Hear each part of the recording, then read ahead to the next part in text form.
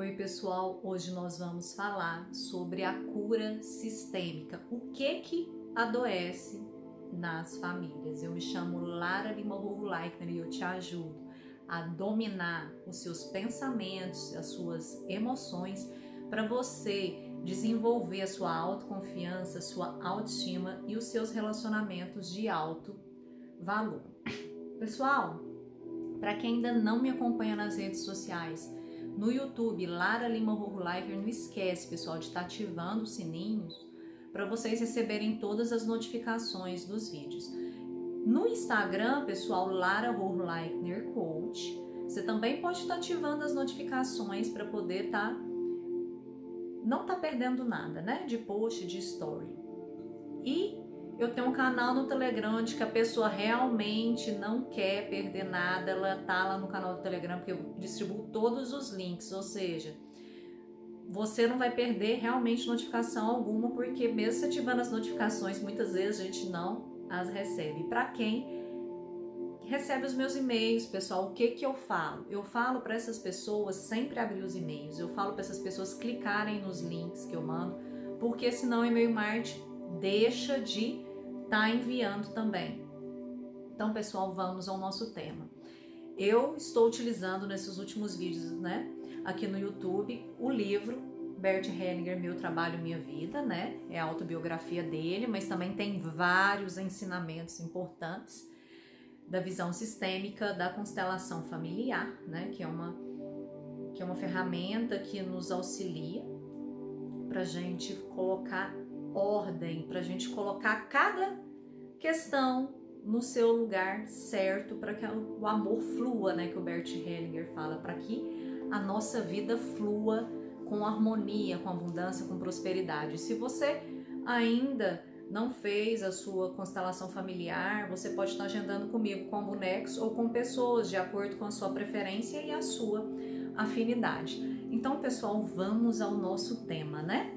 Aqui na página 189 do livro, o Bert Hellinger coloca no capítulo 16 o que adoece nas famílias.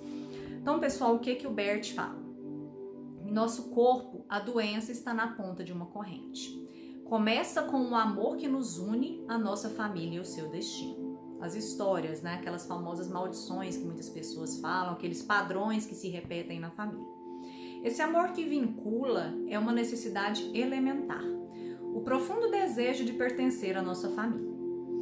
Né? Muitas coisas, o nosso subconsciente, a gente acha que está nos auto-sabotando, mas ele, na verdade, só está sendo leal às nossas histórias de família, principalmente aquela que nós temos consciência que nós julgamos algum ente da nossa família, né? Por um lado, ela nos une como fonte de força a tudo que é grandioso e bem-sucedido na nossa família. Por outro, a tudo que é incompleto e difícil, a todo peso e a toda culpa, né, que alguma pessoa que pertence à nossa família sentiu. Tornamo-nos corresponsáveis por tudo isso, embora muitas vezes sem saber e sem cometer nada de errado. Né? A gente toma por amor cego, que a gente fala, né? Contudo, também somos obrigados a arcar com as consequências, ou seja, toda atitude que nós temos, né? Lógico que nós temos o livre-arbítrio, nós vamos colher mais para frente as consequências das nossas atitudes, das nossas decisões, né? Por isso, aqueles que querem ter uma vantagem acabam se assemelhando aos que estão em desvantagem. Por exemplo, crianças saudáveis querem parecer-se com seus pais doentes e membros inocentes da família, que surgem posteriormente, desejam assemelhar-se a pais e antepassados que se tornaram culpados de alguma coisa. Então, pessoal, desse modo, os saudáveis, eles se sentem responsáveis pelos doentes, inocentes pelos culpados, os felizes pelos infelizes e os vivos pelos mortos. Você, alguma vez na sua vida, quando algum ente da sua família, sua mãe ou seu pai, algum irmão, irmã, né, tio, tia, primo, que você tem um amor grande, falou que estava sentindo algo, passando por algo, você já começou a sentir esse algo também? Você fala assim, nossa, agora está acontecendo comigo também? Ou até uma própria dor no corpo. Já aconteceu isso com vocês? Parem, pensem e me respondem depois. O pano de fundo dessa disponibilidade ao sacrifício é o fato de termos nascido em uma alma comum, ou seja, num clã, num sistema, né? Por isso fala terapia sistêmica, né? Por causa naquela família. Trata-se de um campo espiritual que compartilhamos com todos os membros da nossa família, né? Que a gente chama de memórias familiares, e que nos une profundamente a eles. Ao mesmo tempo, também nos tornamos o destino dos outros. De um modo ou de outro, permanecemos interrelacionados. Esse vínculo do destino atua com a máxima intensidade entre filhos e pais, mas também com certa força entre irmãos, bem como entre marido e esposa. Além disso, surge um vínculo especial do destino com aqueles que abriram espaço na família para outras pessoas, sobretudo aquelas que tiveram um destino difícil. O amor que nos vincula à nossa família chega a ultrapassar a nossa própria necessidade de sobrevivência. Por essa razão, muitas pessoas imaginam que, por meio de uma doença ou da sua própria morte, poderiam assumir o sofrimento ou a culpa de outrem na família. Nutrem a esperança de que, renunciando à própria vida e à própria felicidade, poderiam garantir, salvar ou restaurar a vida e a felicidade alheias nessa comunidade do destino, que é o nosso clã, nossa família, nosso sistema, mesmo que elas estejam perdidas há muito tempo. Portanto, com base no amor que vincula, predomina na comunidade do destino da família um impulso irresistível para o equilíbrio entre a vantagem de um e a desvantagem do outro, entre a inocência e a felicidade de um, e a culpa e a infelicidade do outro, entre a saúde de um e a doença do outro, entre a vida de um e a morte do outro. A partir dessa necessidade, um membro da família também desejará ser infeliz se o outro membro tiver sido infeliz, né? Muitas vezes você tá com alguma vitória, alguma superação que você conseguiu, você já passou por isso, e aí o que acontece? Alguém próximo da sua família, né, que você tem mais afinidade, que você compartilha as suas superações, você não quer falar porque você vê que a pessoa está passando por um momento difícil. Isso serve também para as nossas amizades, entendeu? Então, se uma parte adoeceu, o outro se tornou culpado de alguma coisa, outro saudável e inocente também se tornará doente ou culpado. E se um ente querido morrer, seu familiar também desejará o mesmo fim. Desse modo, tenta-se pagar pela salvação do outro com a própria desgraça, né? Com a própria vida mesmo, né? Um filho dá a vida pelos pais, não é só os pais que dão a vida pelo filho, isso até inconsciente, né? Muitas vezes o pai, a mãe fica doente, o filho também desenvolve uma doença mais grave ainda, como se fosse eu no seu lugar. Vocês compreendem? Com essa necessidade de igualar-se e de obter equilíbrio, aspira, posso assim dizer, a doença e a morte. A alma deseja adoecer. No entanto, há meios de libertar-se dos grilhões desse vínculo que levam a adoecer. Com o auxílio da constelação familiar, os panos de fundo vêm à tona e os caminhos da salvação podem ser trilhados. O que acontece, pessoal? Principalmente quando a pessoa vem com algum caso de doença e quer fazer uma constelação familiar olhando para alguma dor no corpo ou para alguma doença que, por mais que esteja fazendo tratamento médico, aquilo não tem um resultado positivo. A constelação familiar vai agir como nesse momento? Ela vai agir como uma possível liberação para a cura necessária. Muitas vezes, se não está dando certo, né? Porque a constelação familiar é a nível espiritual, a nível ancestral, ela vai fazer liberação sistêmica, liberação na sua família, não só em você. Quando a pessoa faz uma constelação familiar, ela está liberando aquele assunto na sua família, nos seus antepassados e nos seus descendentes, né? Se você não tem filho, nos seus possíveis filhos que venham a vir, né? Então, a constelação não é a constelação familiar que cura. A constelação familiar, ela vai fazer a liberação para permitir a sua cura, que de acordo com os seus ancestrais te abençoam e que Deus te abençoa de acordo com o seu relacionamento com Deus. Agora eu te pergunto, como está o seu relacionamento com Deus? Né? Você vai estar recebendo aquilo. Então, se alguém falar que vai fazer uma constelação familiar e vai resolver a sua vida com uma constelação familiar, sinto muito, a constelação não existe sem ação. A constelação vai fazer a sua liberação, se possível, né? Se os seus antepassados te permitem essa liberação.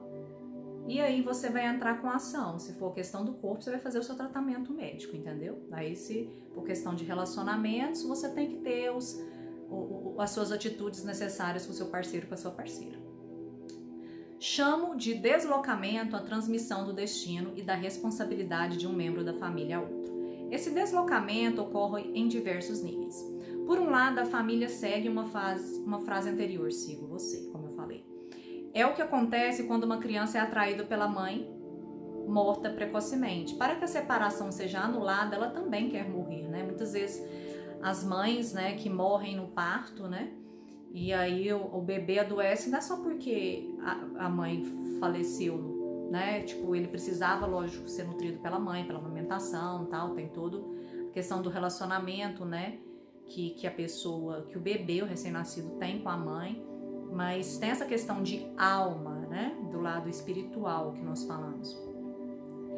Para que a separação seja anulada, como eu falei, ela também quer morrer. Com frequência vemos a mesma situação a mãe que perdeu o filho precocemente. Ela quer segui-lo na morte. Muitas vezes a mãe desenvolve uma depressão, né? Sobretudo quando se sente culpada pela morte do filho, né? Quando ela se culpa por algum momento que ela poderia ter feito alguma coisa e ela não fez.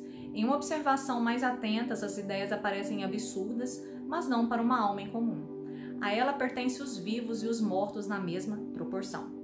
Dentro dessa alma, a separação entre eles não existe na imaginação nem no sentimento. O desejo de seguir o outro pode levar a doenças fatais e à morte prematura. Outro deslocamento segue a frase anterior, eu no seu lugar, que também tem amplas consequências para a saúde, pois implica o quê? O desejo de adoecer ou morrer no lugar de algum membro da família. Na maioria das vezes, essa frase é dita por quê? Por quem? Por uma criança, por um adolescente. Ao mesmo tempo, nela pode-se observar outro deslocamento, ou seja, um familiar diz, você no meu lugar. Nesse caso, trata-se sempre de uma pessoa que se sente culpada, por exemplo, uma mãe que entregou ou abortou o filho, entregou para adoção, né, ou então fez um aborto. Desse modo, o filho assume as consequências da ação da mãe, né, você no meu lugar. Outra frase significativa com a qual alguém se despede interiormente na vida diz, eu também.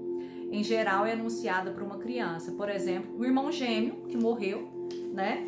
Ou um irmão que foi abortado, né? Essa questão de aborto, principalmente provocada, é muito séria.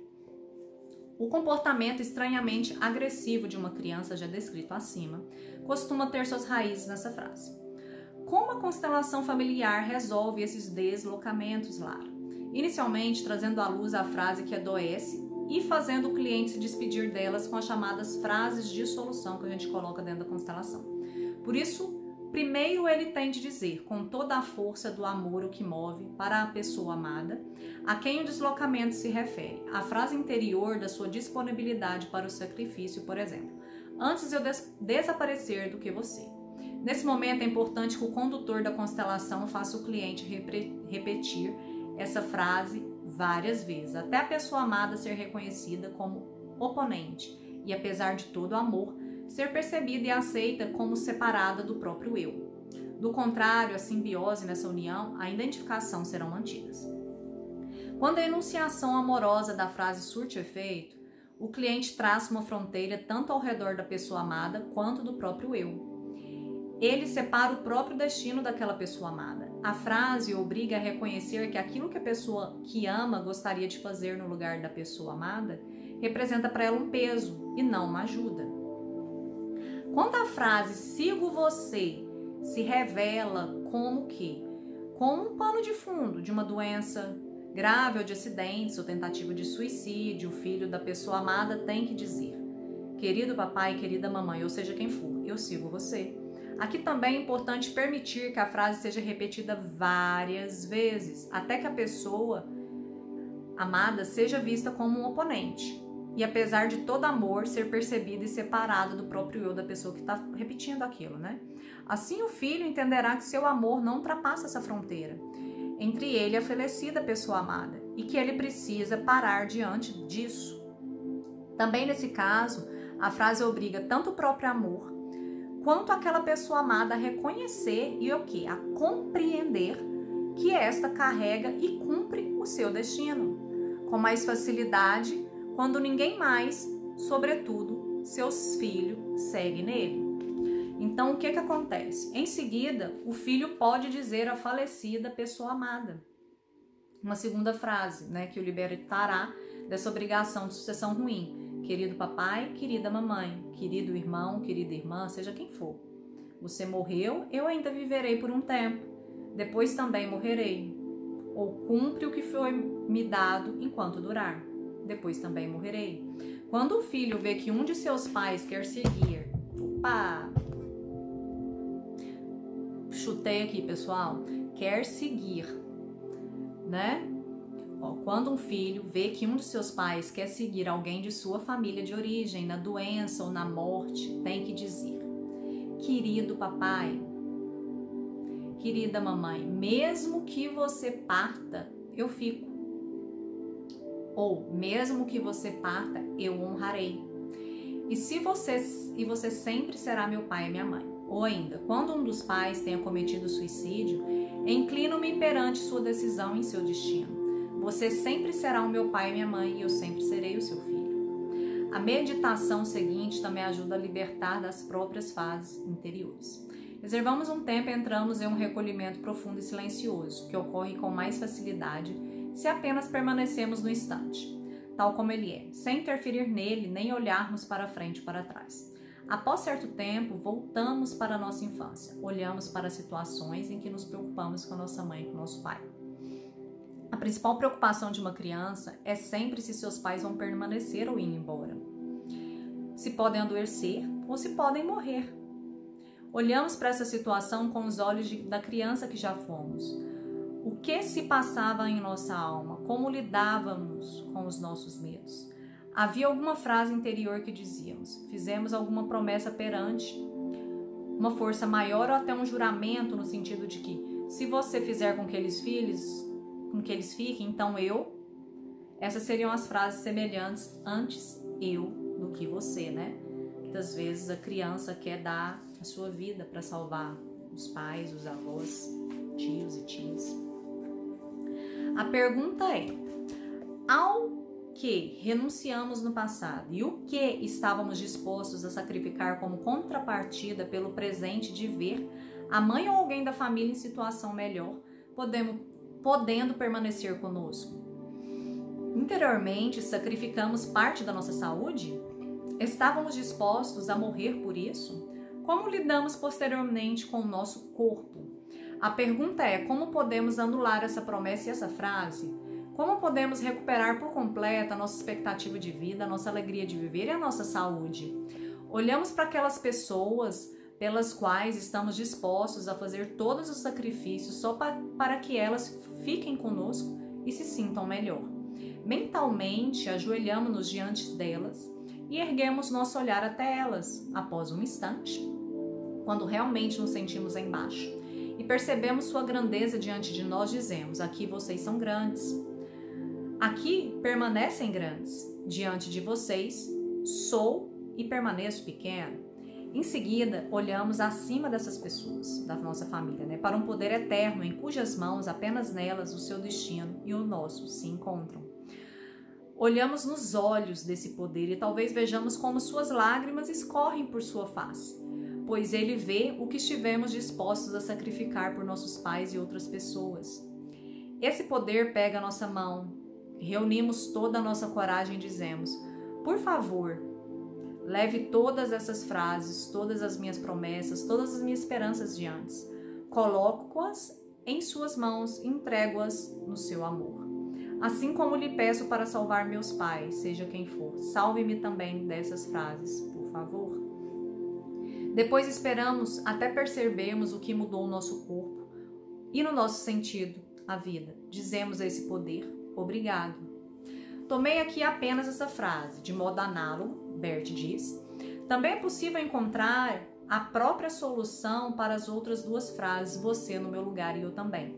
Se a solução também funcionar nesse caso, entra-se em um outro campo espiritual, receptível à vida de todos nós. Como? Como felicidade. As doenças ainda têm muitas outras caras, com frequências a de pessoas a qual foi negado o direito de pertencer à nossa alma, ao nosso clã, à nossa família. Nas doenças, elas se manifestam de maneira visível e enfática, porém sem dispor conosco. Trata-se de outro poder, que por meio de uma doença permite-lhe bater a uma porta, até que então dispor e fechada, para que finalmente possa entrar. Portanto, nosso sistema familiar, nossa família, está presente no nosso corpo. Quando algo falta esse sistema, nosso clã, nossa família, também vai faltar o nosso corpo. Segundo as minhas observações, Bert diz, né, no livro, quase todas as doenças, incluindo as crônicas, as graves, as fatais, como o câncer, estão relacionadas às pessoas que foram excluídas. Como assim, Lara? O que é a exclusão na família, pessoal? Aquelas pessoas onde elas fizeram algo onde a família julgou, né, as condenou e não quer mais tomar assunto, ou aquelas pessoas morreram de forma trágica, a família não fala sobre isso, entende? Dessa forma. Então, o que acontece?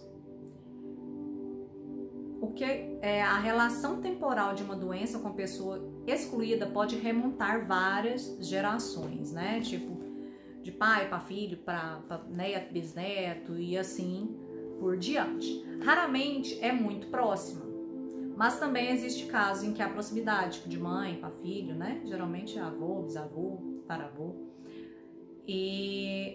Mas cada caso um caso, viu? Então o que acontece? Uma mulher que teve câncer me contou, o Bert fala, que sua irmã mais nova havia nascido com 10 deficiências, entre as quais, por exemplo, os olhos vazados. Essa irmã foi imediatamente levada para um asilo e nunca recebeu visitas, imagina, pessoal. Então, algumas semanas depois ela faleceu. O câncer fez a mulher se lembrar da irmã.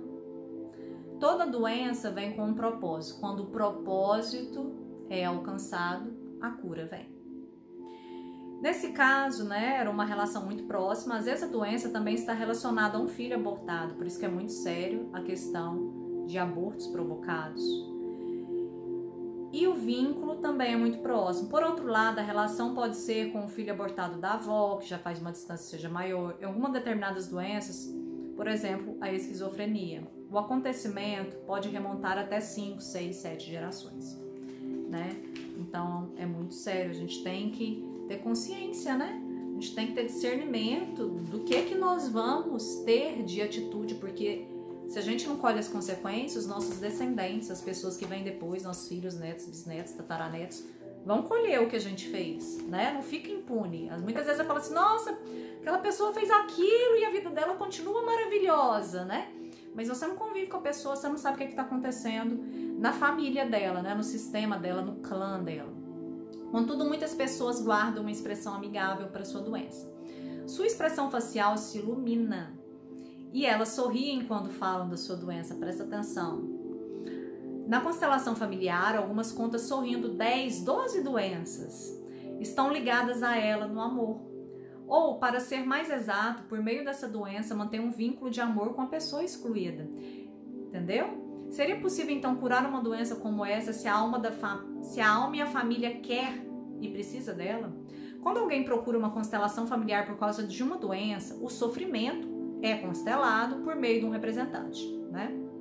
Em pouco tempo, se revela qual que foi a pessoa excluída que a doença se refere. E ela é trazida de volta para a família, ela é incluída, né?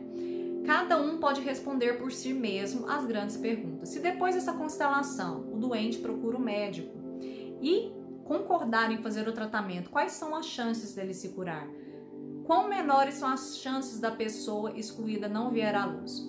O exemplo seguinte ilustra esse processo. Ao final de um curso em Hong Kong, Bert Hellinger fala, uma mulher me procurou com inúmeras doenças, 11 no total, que constelei no círculo em torno da mulher. As doenças se comportaram como pessoas, por exemplo, caíram no chão. Todas elas estavam muito mal. Porém, como era a última constelação do curso, por questões de tempo, não pude conduzi-la até o final, Bert fala. Um ano mais tarde, a mulher frequentou um dos meus cursos em Taiwan. Bert, pessoal, para quem não conhece Bert Hellinger, esse alemão, né, que teve toda uma vida antes dele ir para terapia, ele foi um padre, né? Então ele teve uma vida bem santa e ele foi é um dos terapeutas mais conhecidos mundialmente e respeitados, né? Sentia-se bem melhor. E ele que criou a constelação familiar. Então ele fala que essa mulher sentia-se melhor, veio até ele e disse que gostaria de falar mais sobre a sua família.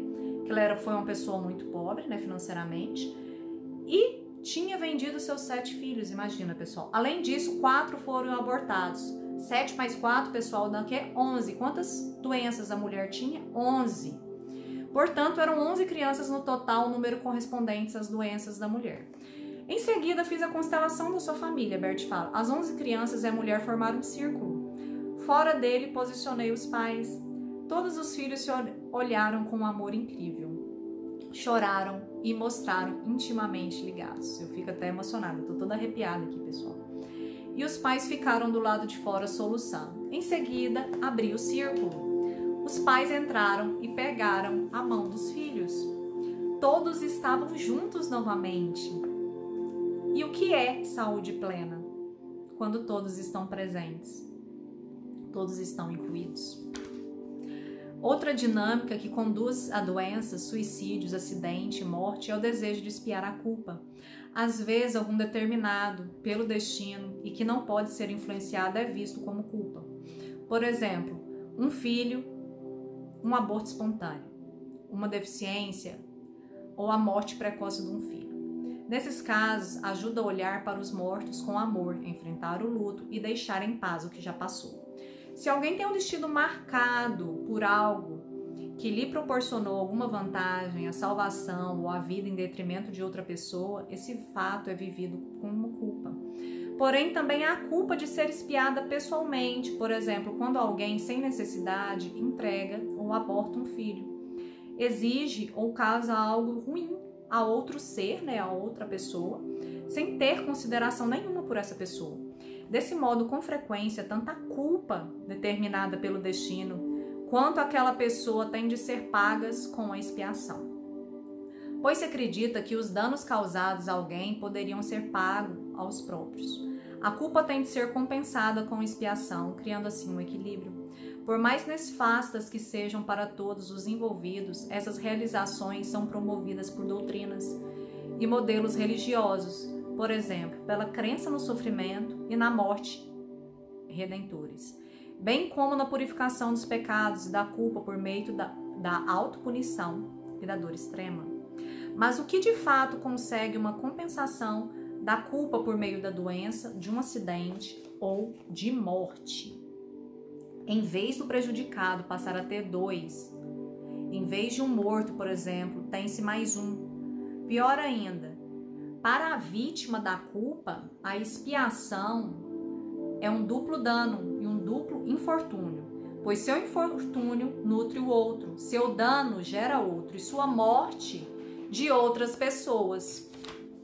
Então, pessoal, o que ele fala mais? Há algo mais a se levar em conta nesse contexto. A expiação custa pouco. Dor e morte sozinhas devem ser suficientes. A relação não é considerada, o outro não é visto e sua dor não é sentida além do seu infortúnio. Na expiação, simplesmente se paga pela mesma moeda. Em vez de agir, basta sofrer. Em vez de viver, morre-se. Expiação é quando a pessoa toma, né, as consequências dos atos daquela pessoa, do clã, da família dela. Tal como ocorre-se nas frases, antes eu do que você, eu sigo você. Com a expiação, apenas o infortúnio, a dor e morte são multiplicados.